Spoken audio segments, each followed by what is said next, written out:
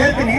ಯಾಕೆಂತಂದ್ರೆ ನಾವು ಹೋರಾಟ ಮಾಡಿದ್ರೆ ಪೊಲೀಸರಿಗೆ ಯಾವುದೋ ಒಂದು ಚೂರು ಪ್ರಾಬ್ಲಮ್ ಆಗ್ಲಾರ್ದಂಗೆ, ಇಲ್ಲಿ ಕಾನೂನಿಗೆ ಧಕ್ಕೆ ಆಗ್ಲಾರ್ದಂಗೆ ಜವಾಬ್ದಾರಿಯುತವಾಗಿ ನಾವು ಹೋರಾಟ ಮಾಡ್ತೀವಿ.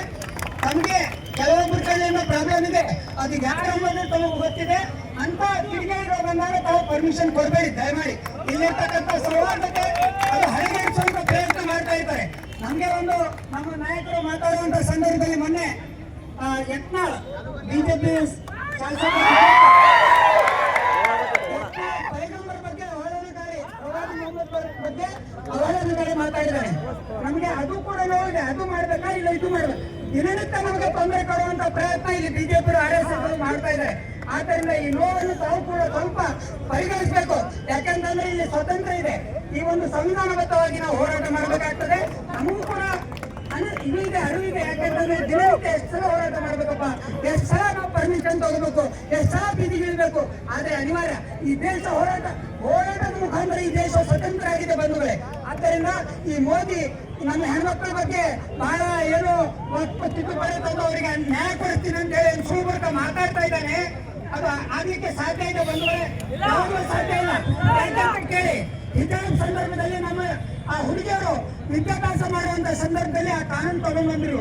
ಏನಿದ್ದಾರೆ ಹಿಜಾಬ್ ನಮ್ ಸೆರೆಗೆ ಹಾಕಿಲ್ಲ. ನಮ್ಮ ಹೆಣ್ಮಕ್ಳು ಎಲ್ಲಾ ಸಮಾಜದ ಹೆಣ್ಮಕ್ಳು ಸೆರೆಗೆ ಹಾಕೊಂಡು ಹೊರಗೆ ಹೋಗ್ತಾರೆ. ಯಾರಾದ್ರೂ ಬೇರೆಯವ್ರು ಬಂದ್ರೆ ಅವ್ರು ಮುಂದೆ ಬರಂಗಿಲ್ಲ. ಇದು ನಮ್ಮ ಸಂಸ್ಕೃತಿ, ಇದು ನಮ್ಮ ಪರಂಪರೆ ರೀ. ಇದು ನಾವು ಅನುಸರಿಸಬೇಕಾಗ್ತದೆ.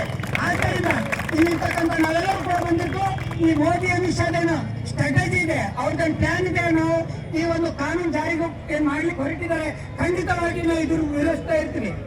ಆದ್ರೆ ಯಾರು ಬಾಂಬೆಯಲ್ಲಿ ಅಂಬಾನಿ ಮನೆ ಇದೆ, ಅದನ್ನು ಉಳಿಸೋಗೋಸ್ಕರ ಈ ಒಂದು ಕಾನೂನು ತಗೊಂಡು ಬಂದಿದ್ದಾರೆ.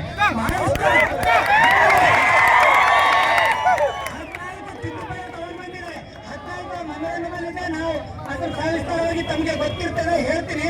ಆದ್ರೆ ಈಗ ಸಮಯದ ಅಭಾವ ಇದೆ. ಈ ಅಂಬಾನಿ ಮನೆ ಉಳಿಸೋಗೋಸ್ಕರ ತಾನೇನು ಇದು ಯಾವುದೇ ಆಸ್ತಿ ಸರ್ಕಾರದ ಆಸ್ತಿಗಳಿದ್ರೆ ಅದು ಆಗೋದಿಲ್ಲ. ಈ ತರ ಏನು ಬದಲಾವಣೆ ಮಾಡ್ಲಿಕ್ಕೆ ಹೋಗ್ತಾ ಇದ್ದಾರೆ. ನಾವು ಯಾವತ್ತೂ ಕೂಡ ಈ ಒಂದು ಮಕ್ಕಳು ಏನಿದೆ ಅದನ್ನು ನಾವು ಉಳಿಸಿರ್ತೀವಿ. ಇದಕ್ಕೋಸ್ಕರ ಶಾಲೆಗಳಾದ್ರೂ ಮಾಡ್ತೀವಿ. ದಿನನಿತ್ಯ ಮತ್ತೆ ಒಂದ್ಸಲ ಹೋರಾಟ ಮಾಡುವಂತ ಸಂದರ್ಭ ಬಂದ್ರು ಕೂಡ ನಾವೆಲ್ಲ ಸಮಾಜದವರು ಸೇರಿ ಈ ಒಂದು ಶಾಪುರದೇನ ಇದು ಇದೆ ವಿಶೇಷತೆ.